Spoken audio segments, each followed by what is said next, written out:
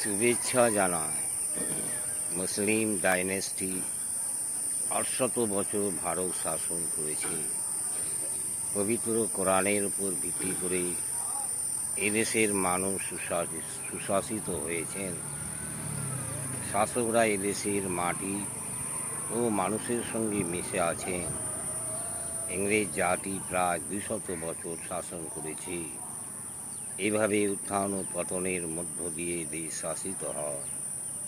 ইংরেজ শাসনের পতন হয়, দেশ বিভিন্ন কারণে খণ্ডিত হয়। বর্তমানে দেশ ৩ খণ্ডে খণ্ডিত: ভারত, বাংলাদেশ ও পাকিস্তান। গণতান্ত্রিক শাসন ব্যবস্থায় জাতীয় কংগ্রেস ৪০ বছর একক রাজনৈতিক দল হিসাবে দেশ শাসন করে। বর্তমানে কংগ্রেস ইন্ডিয়া জোট করে বিরোধী রাজনৈতিক দল হিসাবে দেশের জন্য কাজ করছে। আরএসএস নিয়ন্ত্রিত বিজেপি সরকার দ্বিজাতি তত্ত্বের ভিত্তিতে দেশ শাসন করছে। এই সরকার জাতীয় জীবনে অত্যন্ত বিপদের সরকার। দেশ ও জাতির কাছে প্রশ্ন, সাবধান ও সতর্ক থাকবে। এই বিপদ বৈতরণী শাসন আমাদের পার হতে হবে।